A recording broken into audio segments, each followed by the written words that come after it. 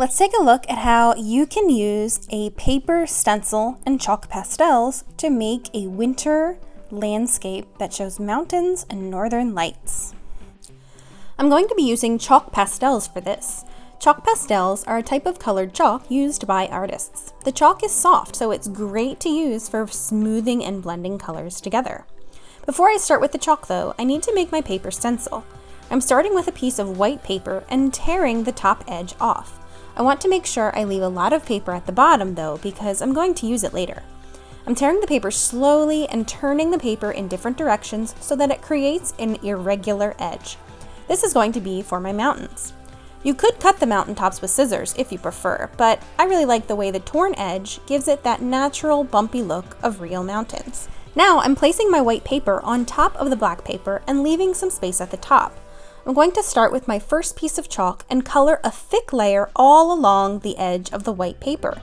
If you see a little bit of chalk dust start to collect on your paper, that's okay.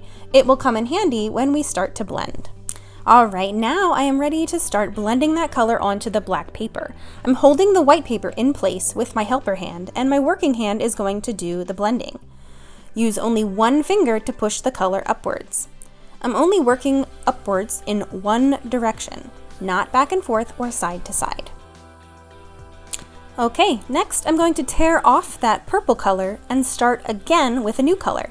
Each time I tear the paper, I pick a new color and move the paper down slightly so that there is some empty space to blend my new color upwards.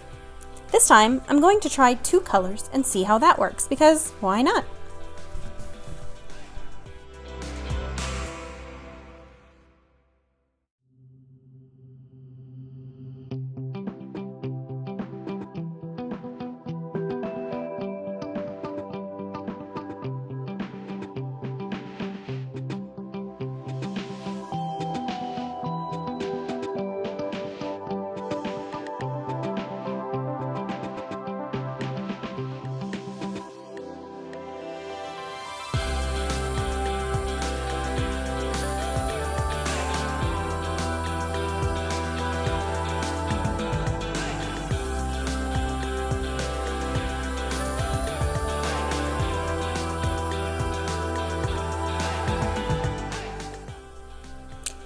Next, I'm going to start adding some details. Since I'm using black paper, I'm going to use construction paper crayons, the ones with the black wrapper, to create my details because the construction paper crayons show up really nicely on black paper.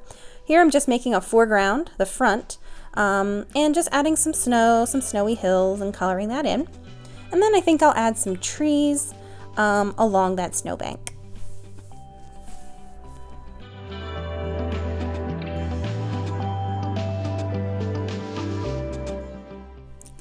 So as you can see, I added some shiny stars in the sky using metallic markers, and I also used the metallic markers for the trees.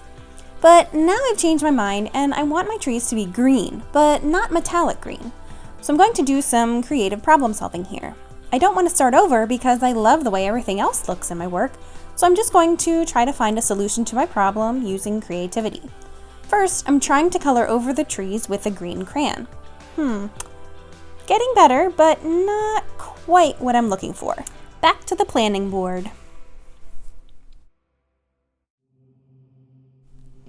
Aha, got it.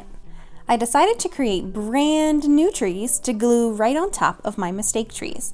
And you know what? I actually love the way that looks now.